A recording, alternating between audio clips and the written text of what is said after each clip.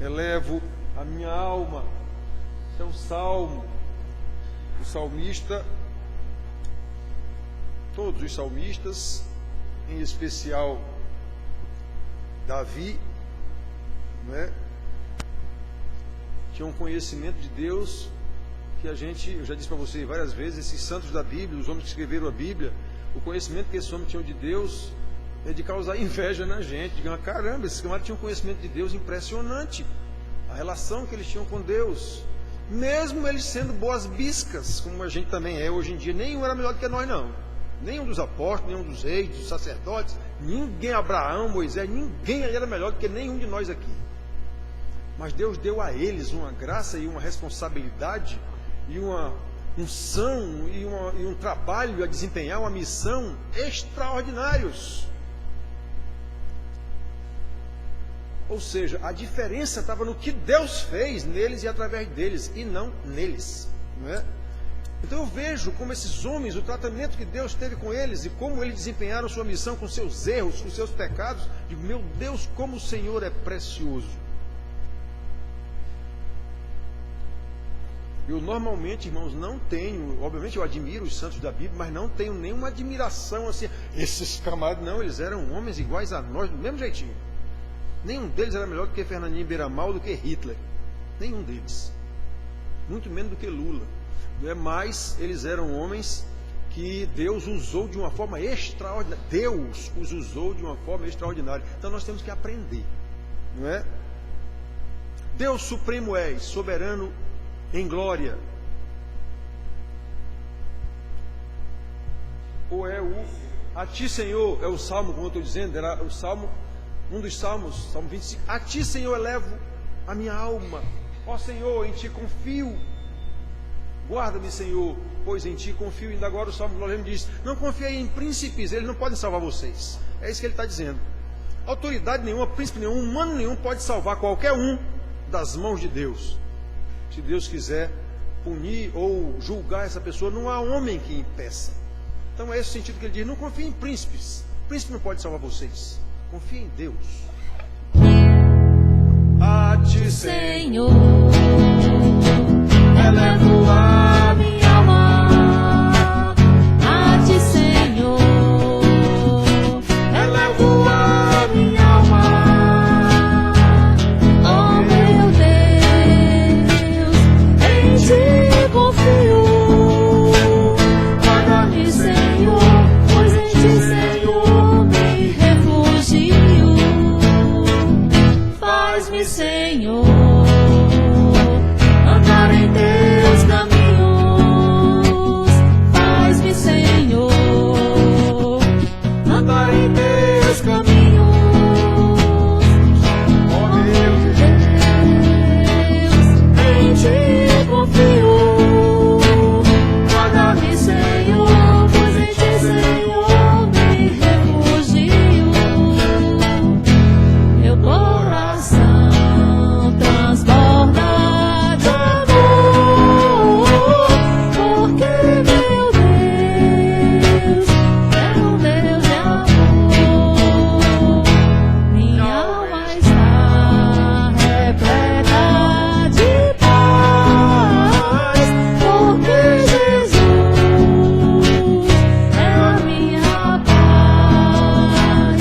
Eu canto aleluia, aleluia, aleluia, aleluia, aleluia, aleluia, amém. Eu canto aleluia, aleluia, aleluia, aleluia, aleluia, aleluia, amém. Amém. Deus supremo és, agora sim, soberano em glória, és incomparável, maravilhoso em tua formosura, és incomparável, maravilhoso em tua majestade. Não há outro Deus como Jeová. Deus Deus supremo és, soberano em glória, és incomparável, maravilhoso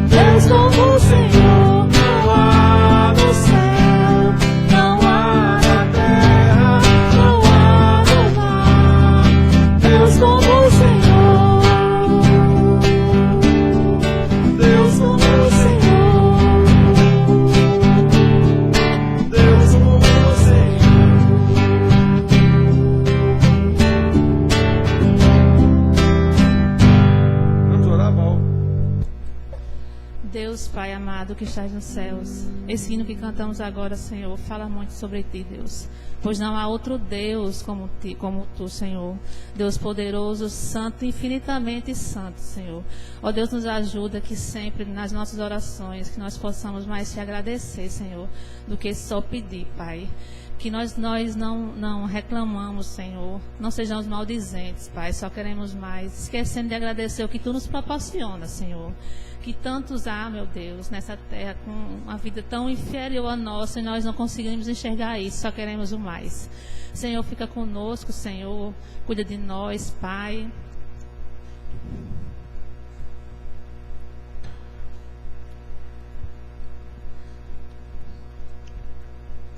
Dos nossos filhos. Oh, meu Senhor. Senhor, cuida do meu filho que está longe, sozinho, e dos dois que estão conosco, porque não é fácil, Senhor, criar filho nesse mundo. Oh, meu Senhor. Tem misericórdia de nós, somos mães, Senhor. Tu sabe como é difícil, Pai, criar nossos filhos nesse mundo tão má, Senhor, cheio de amizades que não levam a nada, Pai. Senhor, livra nossos filhos que não se desviem do Teu caminho, Senhor, porque não é fácil. Ensinamos, sim, Senhor, ensinamos, mostramos a verdade da Tua palavra, Pai. Mas Tu sabe, Deus, que o inimigo está rodeando, tentando, Senhor. Livra todos os nossos filhos, Senhor. Em nome de Jesus, fica conosco. Amém. Amém, amém. Pode sentar, queridos. Irmãos, na aula de sexta-feira a gente tinha 5 pessoas aqui.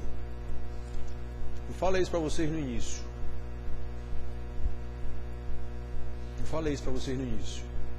Que o curso, se chegasse ao final, nós estamos na metade.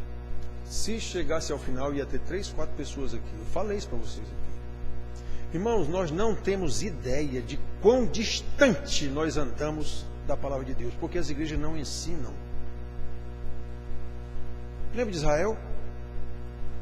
Meu povo está sendo destruído porque tu, sacerdote, não ensinas a minha lei.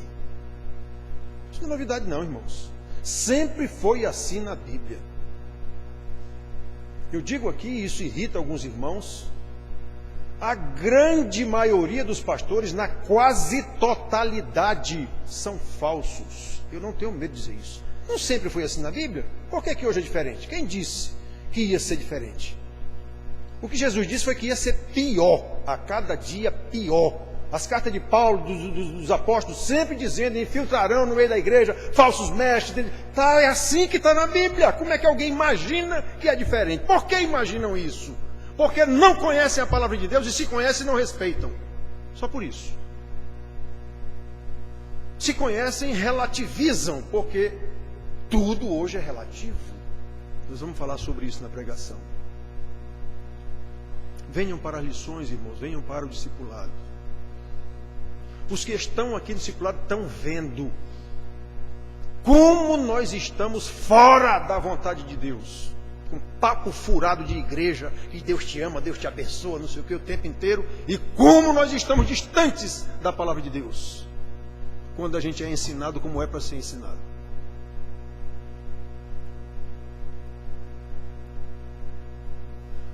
Não é novidade, irmãos. Eu tenho dito para vocês, não é novidade não.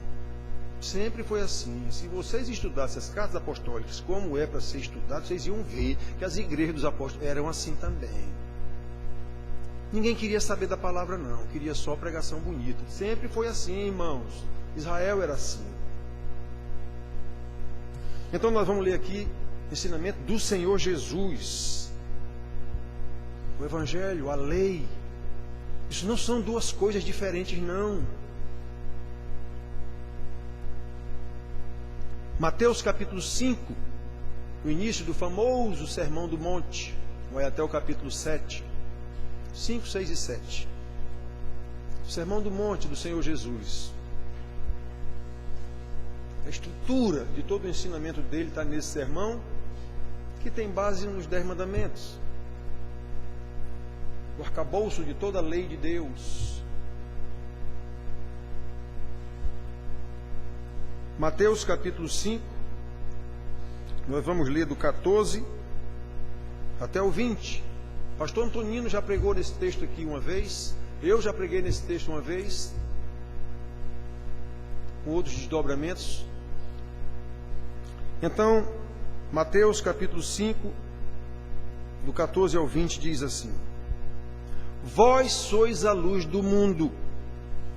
Não se pode esconder não se pode esconder a cidade edificada sobre um monte. Nem se acende uma candeia para colocá-la debaixo do alqueire, mas no velador, e alumia a todos que se encontram na casa. Assim, brilhe também a vossa luz diante dos homens, para que vejam as vossas boas obras e glorifiquem a vosso Pai que está nos céus. Não penseis que vim revogar a lei ou os profetas. Não vim para revogar, vim para cumprir. Porque em verdade vos digo, até que o céu e a terra passem, nem um i ou um tio jamais passará da lei, até que tudo se cumpra. Aquele, pois, que violar um desses mandamentos, posto que dos menores, e assim ensinar aos homens, será considerado mínimo no reino dos céus. Aquele, porém, que os observar e ensinar, esse será considerado grande no reino dos céus. Porque vos digo que se a vossa justiça não exceder em muito a dos escribas e fariseus, jamais entrareis no reino dos céus. Que Deus nos abençoe, irmãos, a entender a sua palavra. Como eu disse para a irmã a quem eu falei, nada na criação de Deus é mais importante do que a sua palavra, nada. Não há anjo, querubim, arcanjo, o que for, céu, inferno, nada disso é mais importante do que a palavra de Deus que criou tudo isso. Foi a sua palavra que criou tudo isso. Então, irmãos, vocês estão cansados de me ouvir dizer que eu sou um velho. Desde que eu me converti, eu já disse para vocês, eu tinha 13 anos aproximadamente. Dali em diante, nada mais foi, digamos assim, espantoso para mim. Tudo que alguém me ensinava, de alguma forma, eu dizia, isso eu já sei. Eu não sabia intelectualmente, mas isso não é, eu já sei disso. Eu já cheguei a dizer para médico, o camarada me dizendo, doutor, eu já sei disso. O cara se irritou. Como é que você sabe? Você não é médico? Eu digo, não sei, mas eu sei que eu sei. Pronto. Eu não sei como o senhor sabe, intelectualmente, academicamente, mas eu sei, o senhor está me dizendo. Então, irmãos, eu não sei quem é Deus. Sei. Eu não sei como foi que Deus criou e como Ele trata dessa criação. Sei. Eu não sei quem é o diabo, o inimigo. Sei. Eu não sei o que é o pecado. Sei. Então nada me espanta nesse mundo. Eu sei tudo. Eu sei tudo no sentido de que eu sei o que é que eu estou fazendo aqui. Eu sei o que é esse mundo, para que serve esse mundo, para que foi feito, por que Deus fez, para que fez, como Ele conduz. Eu sei tudo isso. Então nada me espanta. E morro de medo de ofender a Deus. E sei que ofendo toda hora com os meus pecados. Não é com medo do que Deus pode fazer comigo, não, porque eu sei que Ele pode fazer o que Ele quiser. Eu já disse para vocês aqui também, eu não tenho medo do inferno, eu tenho medo de não ir para o céu. Não é a mesma coisa, não. Eu não tenho medo de cair em desgraça, porque eu já nasci na desgraça, desde Adão, todos nós. Eu tenho medo de perder a graça, aí sim, aí eu tenho medo. Desgraçado todo mundo já nasce. Amaldiçoado, todo mundo já nasce. Amaldiçoado pelo próprio Deus. Aí, Ele, na sua maravilhosa graça e sabedoria e soberania, escolheu os que Ele mesmo quis para, de graça, tirar da desgraça e levar de volta para o seu Éden que Ele vai reconstruir. É esse o ensinamento da Bíblia. Só isso. Então, irmãos, Jesus está dizendo aqui para os seus discípulos, olha, vocês são a luz do mundo. Eu me lembro que o pastor Antonino pregou aqui uma vez dizendo, Jesus transferiu a luz dele para a gente. Ele foi embora para o céu. Ele tinha dito, eu sou a luz do mundo. Quem vier após mim não andará em trevas. Lembra que ele disse isso? Pois é, agora ele está dizendo, vocês são a luz do mundo. O pastor Antonino frisou bem isso. Ele transferiu para nós essa honra e responsabilidade de alumiar as trevas. Pois bem, irmãos, eu não sei disso. Eu já vivi o bastante para saber discernir a vida e a morte. Tanto pela experiência de vida, como pelo conhecimento da palavra, a revelação de Deus na sua palavra, pela iluminação do Espírito Santo. Então, quando eu digo para vocês, meus filhos, que o que eu converso, eu digo, se você não fizer isso, vai acontecer isso, isso, isso. Vai mesmo, irmãos. Vai mesmo. Não é que eu adivinho, não é que eu estou dizendo com base na Bíblia. Então não tem como não acontecer. Ou então Deus não seria justo. A sua palavra não seria eterna. Pelo que eu aprendi no mundo da cultura, os irmãos sabem que eu estudo muito, os irmãos sabem disso. Eu estudo muito. Então eu aprendi no mundo da cultura a discernir a cultura do mundo. Então eu sei perfeitamente discernir a arrogância da ciência, que acha que é alguma coisa.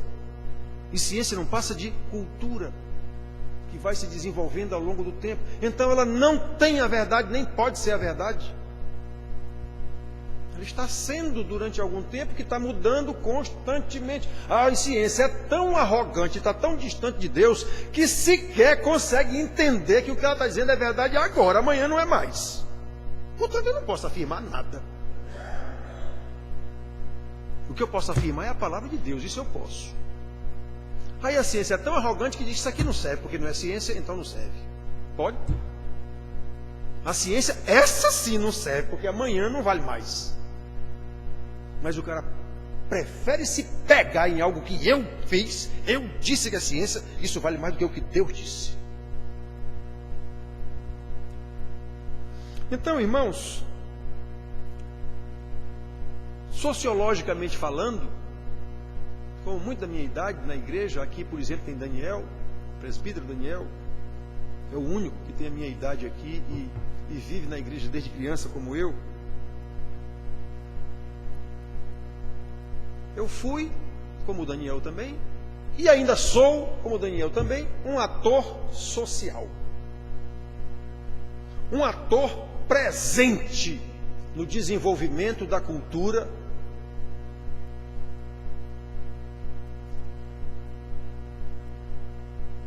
e hoje no que as ciências convencionaram chamar de pós-modernidade, que vem logo depois da modernidade, que vem logo depois da era das trevas e assim por diante. A ciência sai inventando essas coisas e isso vira ciência.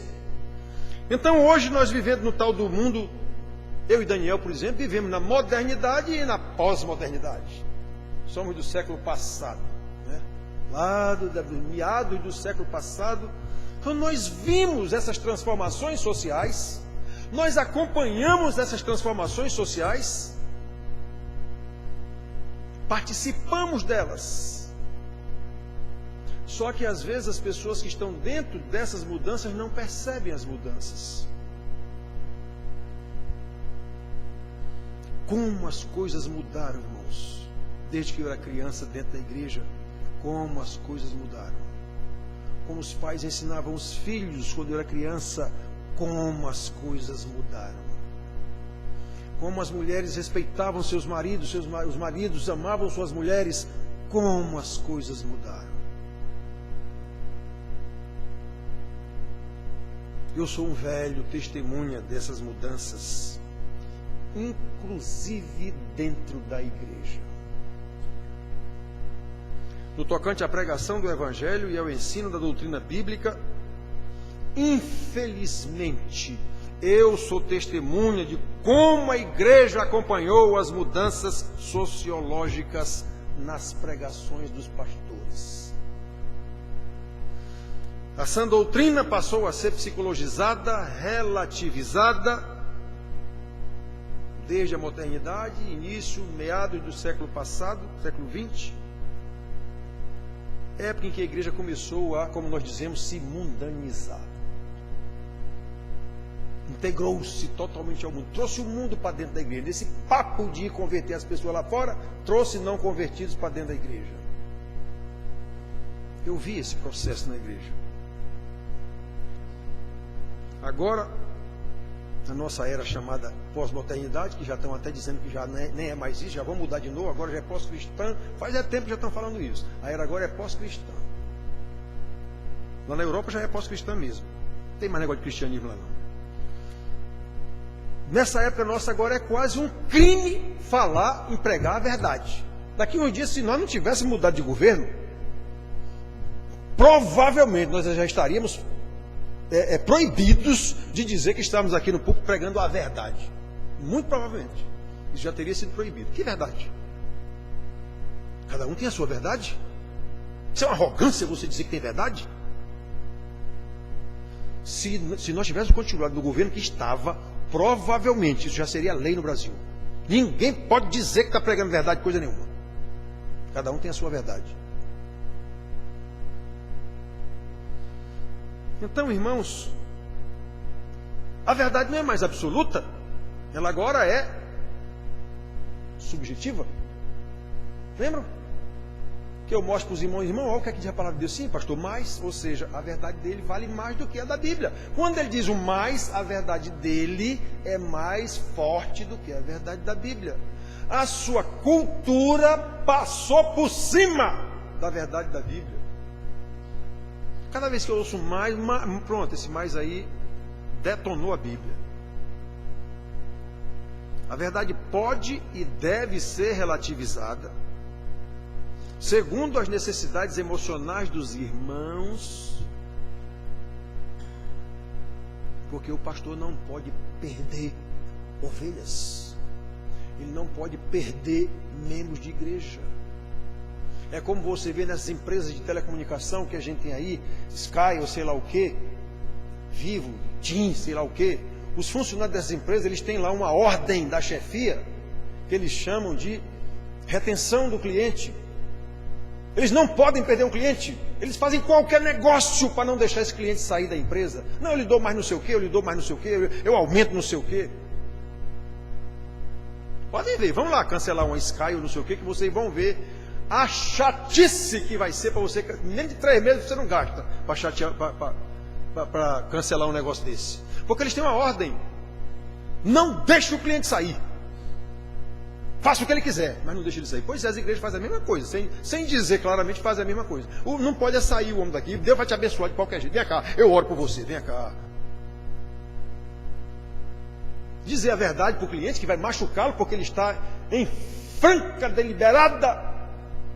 deliberado pecado contra Deus, o pastor não tem coragem de confrontar o cara, senão ele vai embora.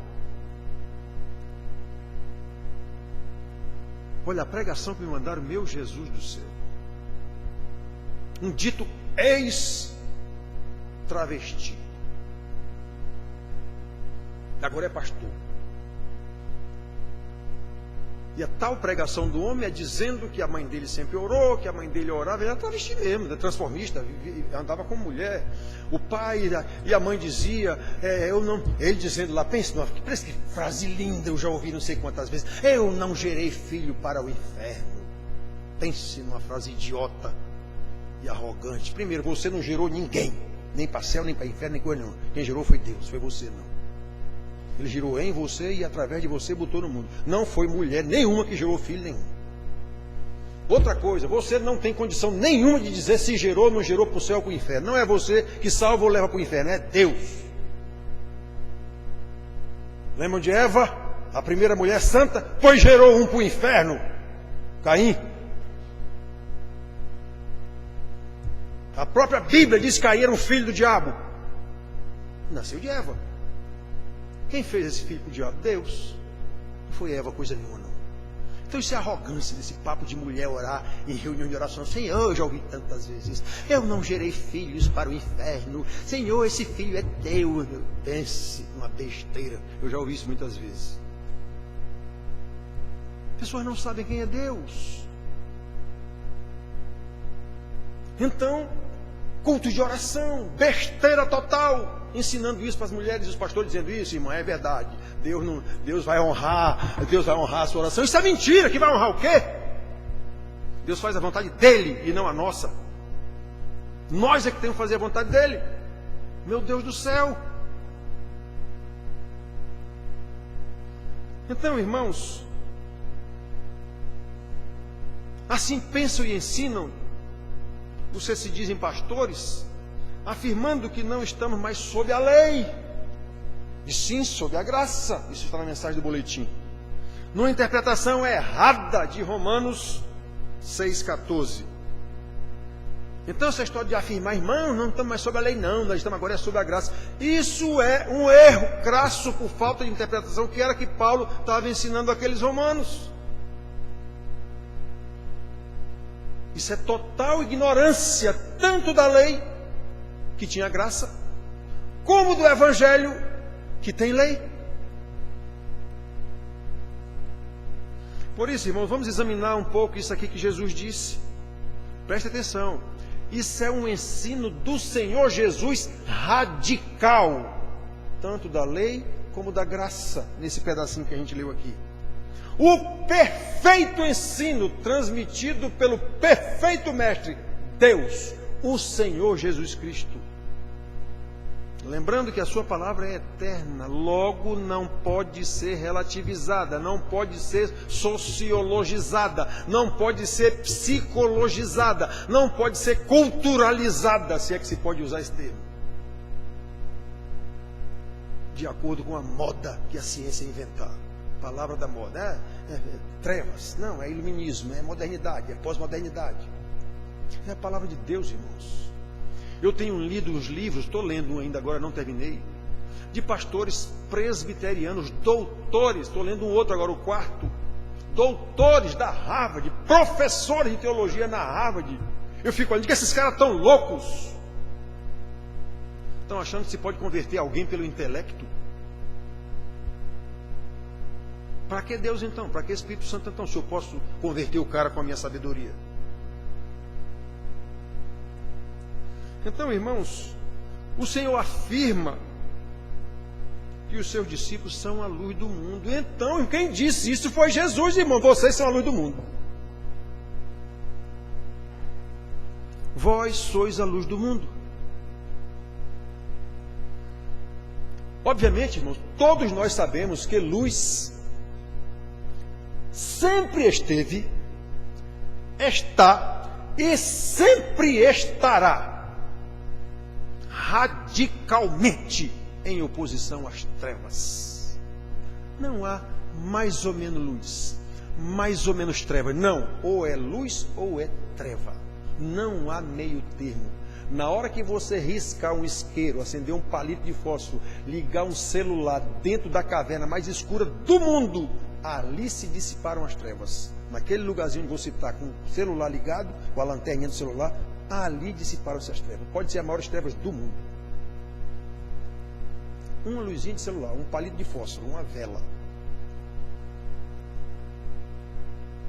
Irmãos, desde que esse mundo foi amaldiçoado pelo Senhor Deus, por causa do pecado de Adão, é assim, será assim, até Jesus voltar. Luz e trevas não combinam, não podem combinar. Igreja e mundo não combinam, não pode combinar. Se o mundo entrou na igreja, acabou a igreja. Não tem mais luz a igreja.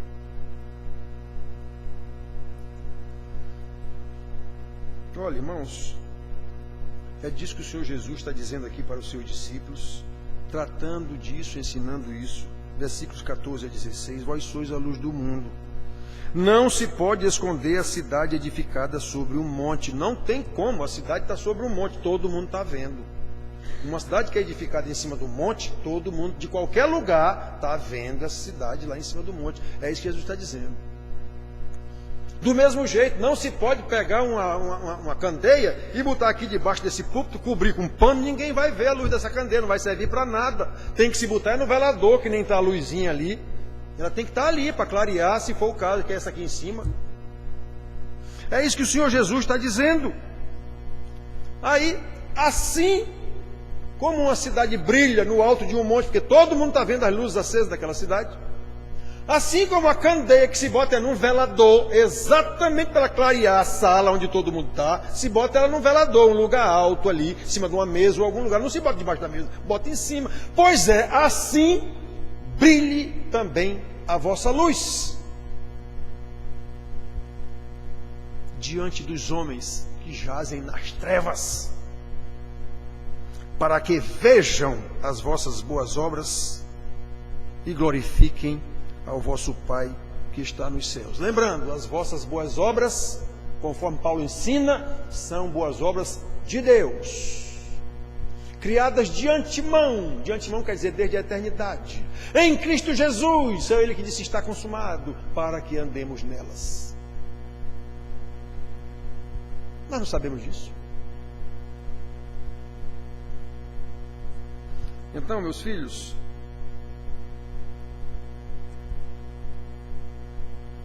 a verdade bíblica, a palavra de Deus,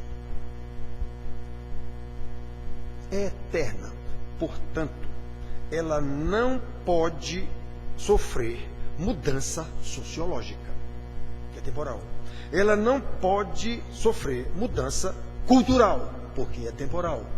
Ela não pode se sujeitar à modernidade, treva, modernidade, era não sei de que, era não sei de que, era não sei... Ela não pode. Então eu leio esses livros do Evangelho contextualizado coisa nenhuma. Ele está adulterado para que as pessoas gostem.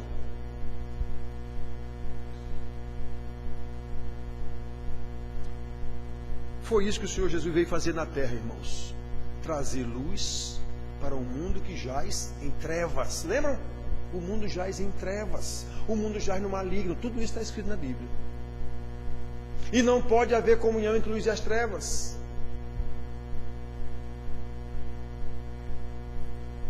O Senhor Jesus veio redimir a criação que o próprio Deus Pai amaldiçoou.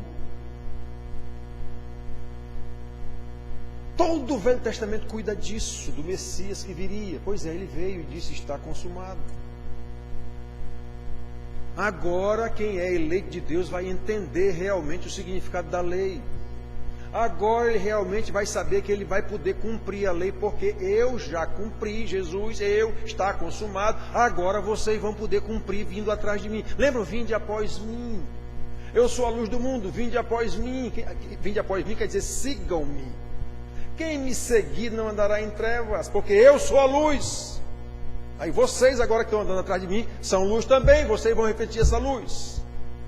Irmãos, essa redenção da criação de Deus começa com os eleitos de Deus. Por quê? Porque são esses eleitos de Deus que vão agora dar continuidade a essa obra. O Senhor Jesus voltou para a sua glória. Lembram? Por isso ele disse: vocês são agora a luz do mundo. Eu vou deixar o meu Espírito em vocês e ele vai conduzir vocês. Meu Deus do céu, qual é o crente que não sabe disso?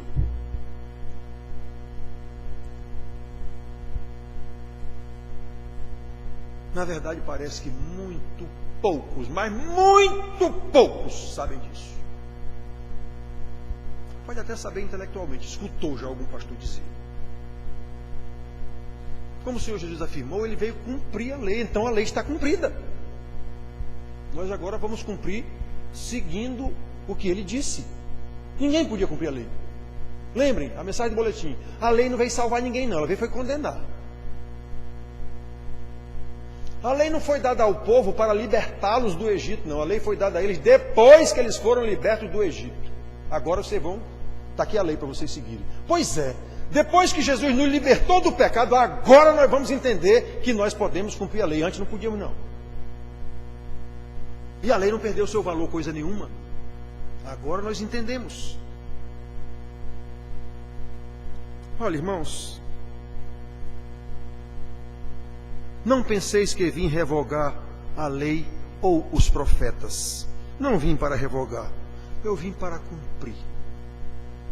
O que é que o homem disse nessa frase aqui? Irmãos, ele citou aqui a profecia que estava lá em Isaías. capítulo 9, ele mesmo cita isso aqui um pouquinho atrás.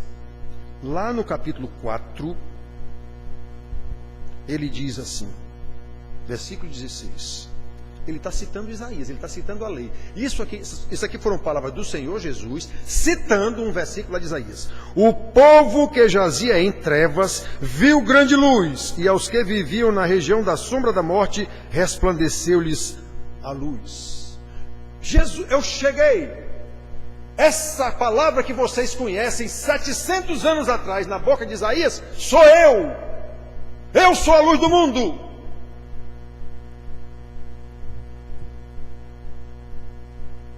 Pois é, eu não vim aqui revogar a lei, não. Eu vim exatamente cumprir isso que está escrito lá na lei, que virá uma luz para botar o povo, tirar o povo das trevas. Pois sou eu, cheguei.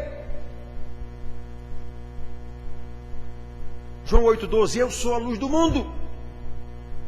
Quem me segue não andará em trevas, pelo contrário, terá a luz da vida. É disso que o Senhor Jesus estava falando aqui. E agora, como o pastor Antonino lembrou na pregação dele, agora eu passo para vocês. Vocês são a luz do mundo.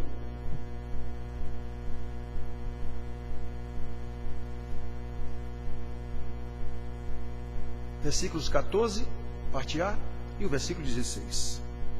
Vós sois a luz do mundo. Parte A. Versículo 16. Assim, vocês não são a luz do mundo? Pois é, essa luz agora brilhe diante dos homens, para que vejam as vossas boas obras e glorifiquem ao vosso Pai que está no céu. Jesus estava falando da lei, irmãos. E Jesus é o Evangelho. Ele é a Boa Nova. Pois é, ele estava se mostrando como Boa Nova, como cumprimento de uma profecia, da lei.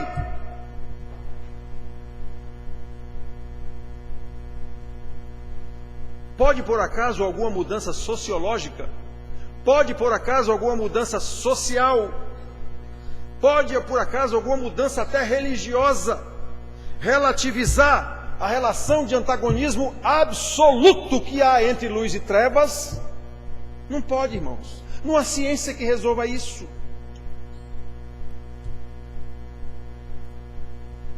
A ciência, inclusive, não estuda as trevas, não tem como estudar as trevas. As trevas são simplesmente a ausência de luz. A ciência estuda a luz. As trevas não. A treva não existe. Ela passa a existir quando não tem luz, mas eu não tenho como estudar as trevas. Não tenho como estudar a escuridão. Não pode, irmãos, não pode haver qualquer tipo de conciliação, nem racional, nem sociológica, nem religiosa, entre luz e trevas. Não pode. Muitos dizem que eu sou radical. Eu não. Radical é a palavra de Deus. Nem me dera que eu fosse radical. De forma radical, onde chega a luz, dissipam-se as trevas. Pois é isso que prometem a lei e os profetas. Essa é a luz de que Jesus fala. O Messias prometido chegou. Aquele que lá em Isaías diz que ele trará luz ao povo que vive nas trevas. O povo que jazia nas trevas viu grande luz. E aos que viviam na região da sombra da morte, resplandeceu-lhes a luz.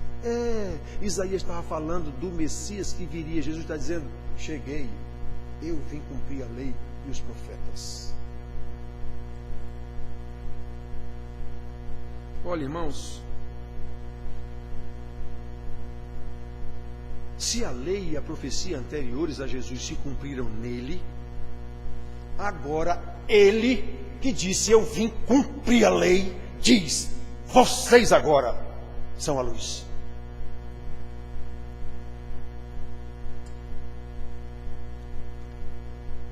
Exatamente para continuar a sua missão de redimir toda a criação de Deus, buscando todos os seus eleitos, pela pregação da palavra, pela vida de santidade, por ser luz, por ser luz. Os eleitos de Deus vão enxergar a luz em você, em onde você estiver, no banco, na fila do banco, na universidade.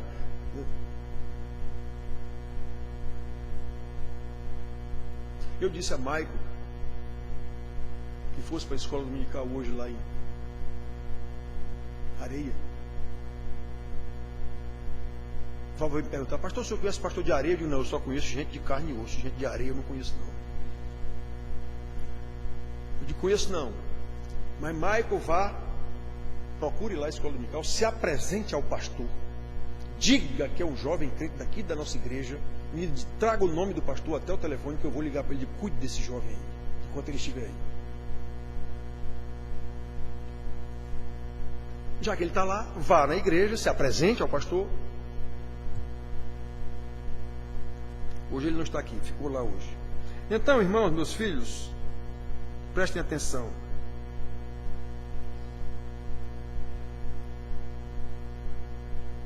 Mesmo discernindo, pela minha idade, como eu disse para vocês, mesmo discernindo o estado deplorável em que a igreja se encontra, mundanizada com seus falsos mestres, seus falsos crentes, com base nessa palavra do Senhor Jesus, não podemos desanimar.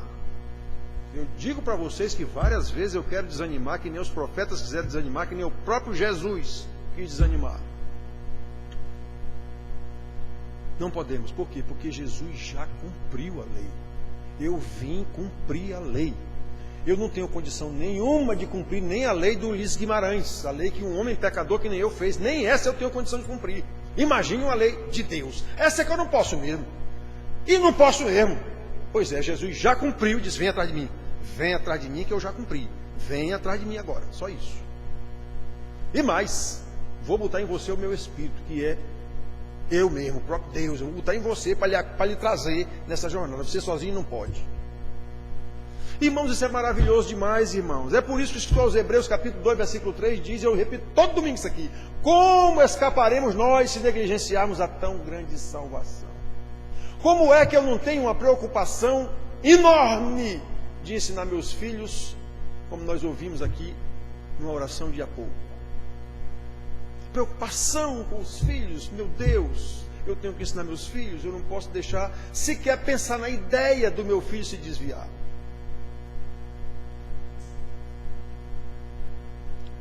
Olha, irmãos, eu estou aqui há alguns anos, vocês sabem disso, 14 anos mais precisamente, dia 24 agora faz 15, que eu estou aqui, e 14 como igreja organizada.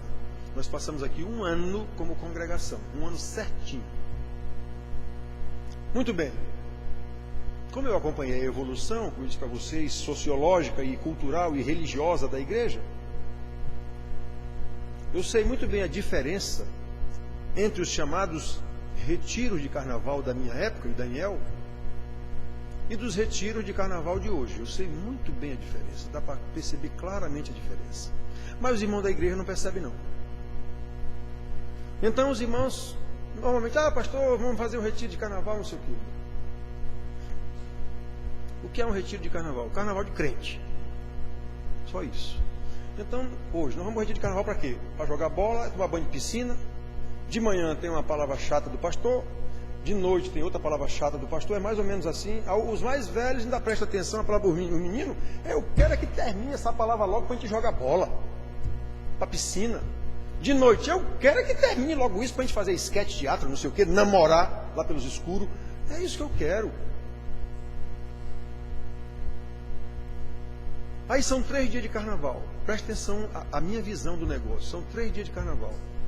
Todo pai aqui diz que não ensina os filhos porque não tem tempo. Trabalha, sai de manhã, chega de noite, não tem tempo. Quem senta com seu filho aqui para orar com ele, por ele, ensinar a palavra dele? Nenhum! Por quê? Porque não tem tempo. Não tem tempo. Muito bem, no carnaval você tem 3 dias em casa. Por que você não usa esses 3 dias para ficar com seus filhos? Tempo integral com eles. Não, eu quero ir para o retiro de carnaval, porque lá a gente fica brincando 3 dias do mesmo jeito, não tem tempo de ensinar os filhos, não tem tempo de conversar com os filhos, não tem tempo de... O pastor que resolva isso lá. O pastor que faça uma palestra lá para meus filhos de manhã, outra de noite.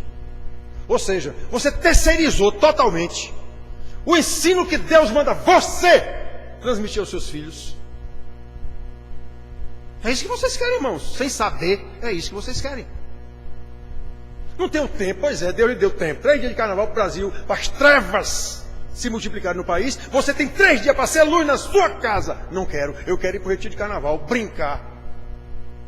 Carnaval de crente.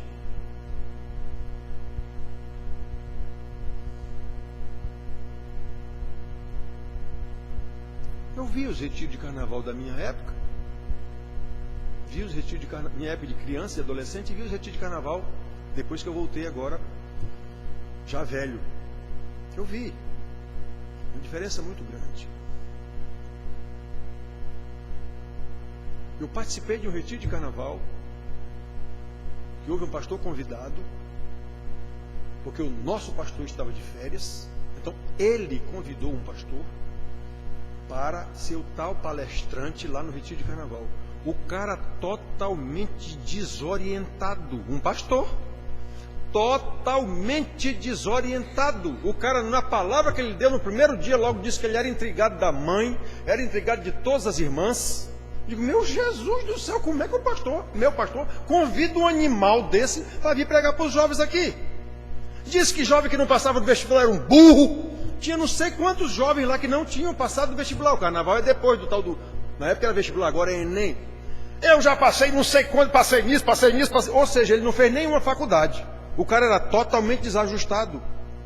Eu digo, meu Deus do céu, como é que o pastor convida um animal desse para vir pregar para os jovens? Eu estava lá com um presbítero. Tinha outro presbítero, eu chamei o presbítero, meu irmão, a gente faz o quê?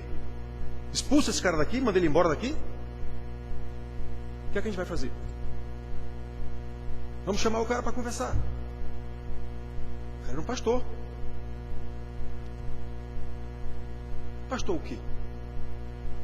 Ele tinha um título de pastor presbiteriano, era de uma igreja. Aquele animal não é, nunca foi nem convertido.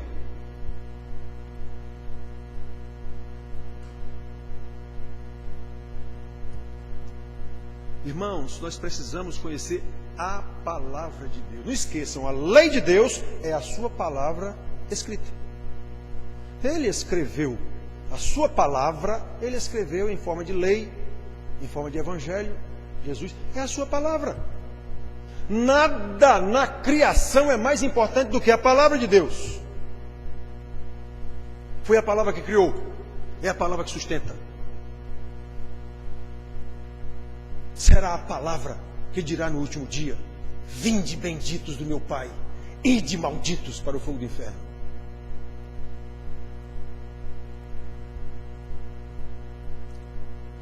Olha, irmãos, assim como Jesus cumpriu a lei totalmente,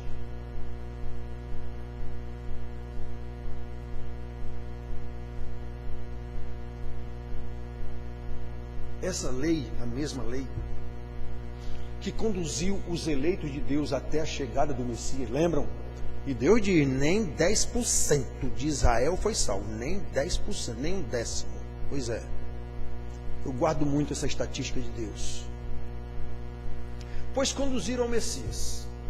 Não se esqueça, foi esse povo, na sua grande maioria lá, crucificam, é exatamente o tal povo de Deus. Obviamente nenhum daqueles que estavam lá gritando crucificam, nenhum era salvo. Nem foi.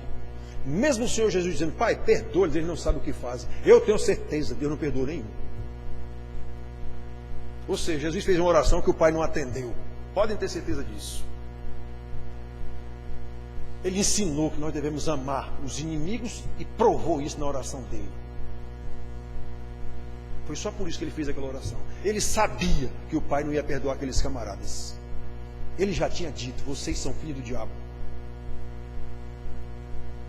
Então, irmãos, agora,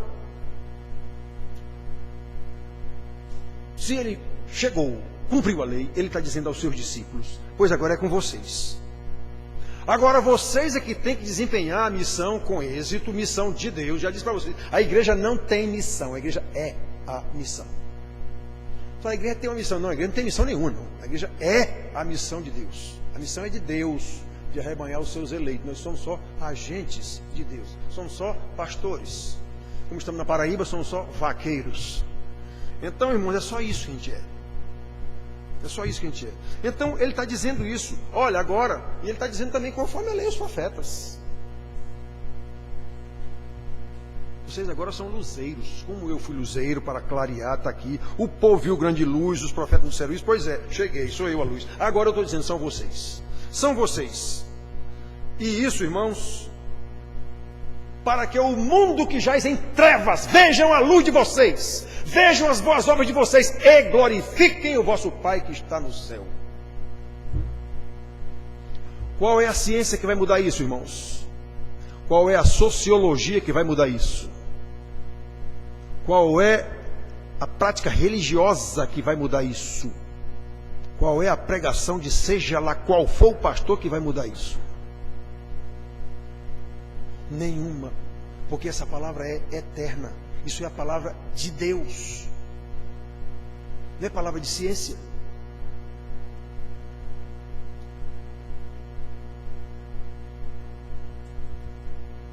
Como pode alguém que se diz pastor, ou mesmo alguém que se diz evangélico, querer mudar o entendimento da aplicação da lei?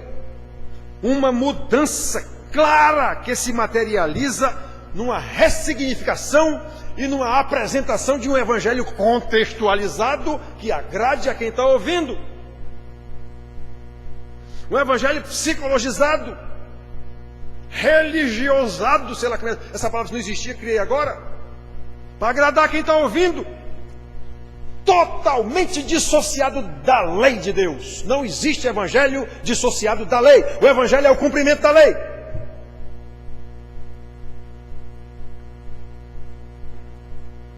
Quantos, irmãos, não vivem esse tipo de evangelho pregado na maioria das igrejas ditas evangélicas?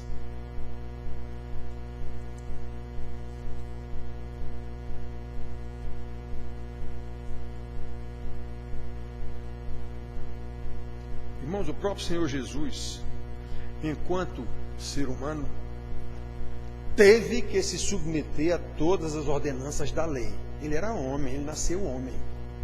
Então, com 8 dias, ele foi circuncidado para entrar no pacto de Deus. Mas ele era Deus. Então, ele não tinha que ter circuncidado coisa nenhuma para entrar em pacto com Deus. Ele não era Deus. Pois é, mas ele cumpriu a lei. Ele foi apresentado com 30 dias no templo, conforme a lei. Ele não tinha que ser apresentado em canto nenhum. O próprio velho profeta que estava lá, Simeão, disse: agora eu vi a tua salvação, meu Senhor. O único que conheceu que aquele ali era Deus. Num templo cheio de religiosos, só um reconheceu que aquilo ali era Deus. Aquele menino era Deus.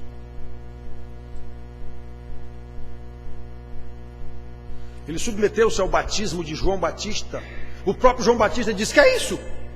Eu é que tenho que ser batizado por você? E você vem para ser batizado por mim? Ele disse: importa cumprir a lei. O batismo já era preconizado na lei. Já preguei para vocês aqui sobre o batismo. Batismo para arrependimento. Detalhe: Jesus tinha que se arrepender de quê? Jesus não tinha que ser batizado? Mas foi, em cumprimento da lei. O próprio Deus cumpriu a lei. Até que o céu e a terra passem, nem um i ou um tio, os menores caracteres do hebraico lá, era um i e um tio, era só um risquinho assim, um em cima e outro embaixo, só um risquinho. Nem isso passará da lei. Nada da lei passará. Nada da lei passará. Por isso eu vim cumprir a lei. Eu não preciso entrar em pacto com Deus, mas a lei diz, então eu tenho que fazer a circuncisão. Eu não tenho arrependimento para ser batizado, mas a lei diz, então eu vou me batizar.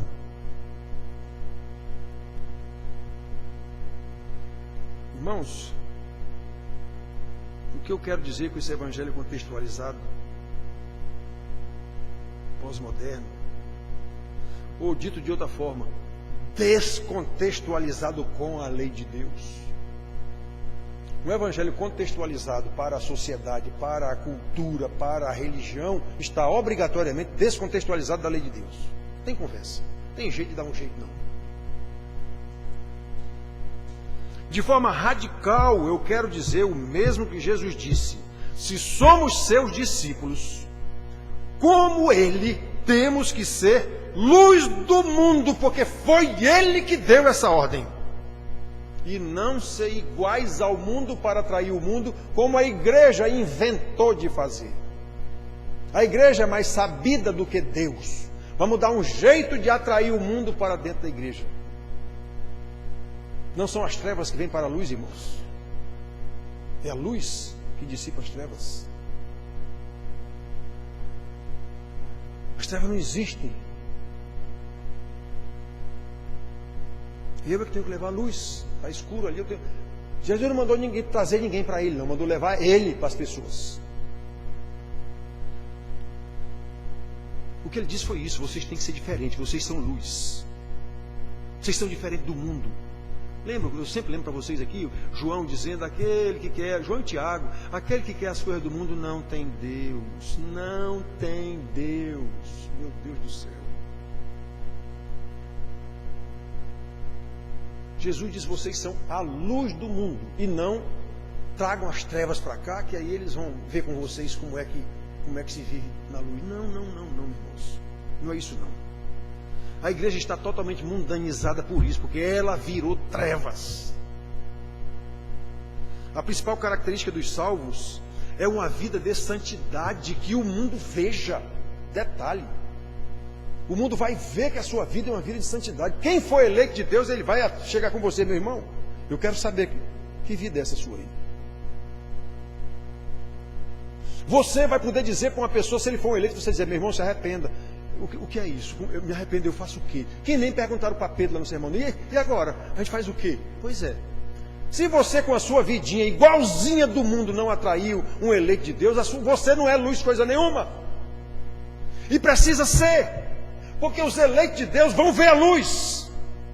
Ele não disse aqui? Para que o mundo veja as vossas boas obras. Ele vai ver a luz que há em você. Jesus não disse, vocês são a luz do mundo. Sabe quem é Jesus? Deus.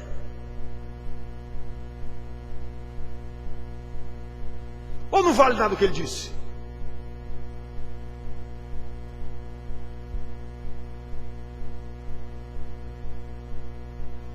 Irmãos, vou repetir, a principal característica de um crente é o seu interesse em crescer no conhecimento de Deus, porque é o crescimento, como todos os apóstolos dizem isso, no pleno conhecimento de Deus, que vai nos levar a uma vida de santidade, que vai nos levar a uma vida de boas obras, para que o mundo veja a luz que há em nós e glorifique o Senhor que está nos céus. Não pode ser diferente disso.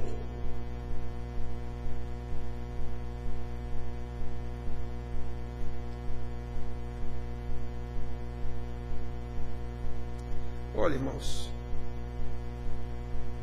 ao longo do texto bíblico, nós podemos ver, tanto na lei como no Evangelho, Deus Pai, Deus Filho, Deus Pai, Deus Filho,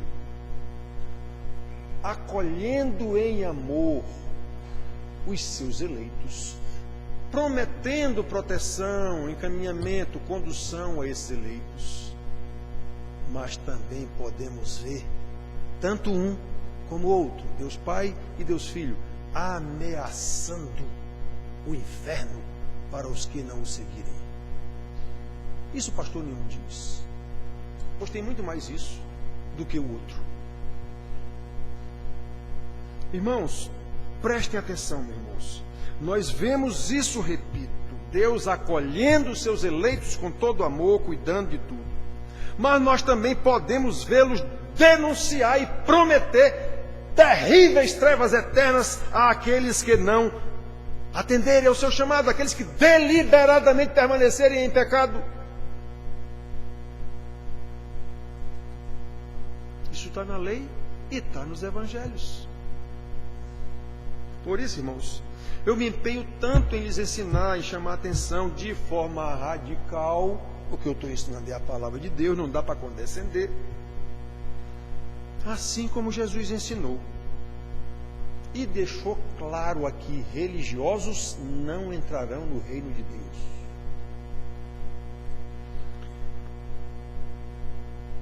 Aquele, pois, que violar, 19 e 20, aquele, pois, que violar um destes mandamentos, posto que dos menores, ensinar o menor mandamentozinho errado, e assim ensinar os homens, esse será considerado mínimo do reino dos céus. Quer dizer, não é que ele vai só ganhar lá minha casa, minha vida. Não, esse cara não vai para o céu.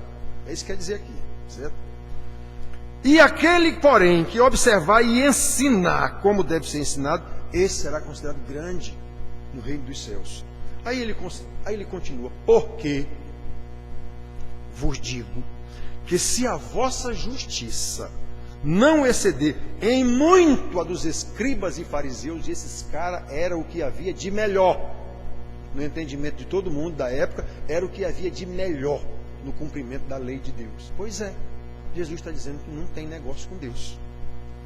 Jamais entrareis no reino de Deus. Então, irmãos, a graça que o Senhor Jesus demonstra ao oferecer e mostrar aqui a salvação dos eleitos é a mesma graça que está na sua ameaça de morte eterna, de inferno. É chamando a atenção, presta atenção!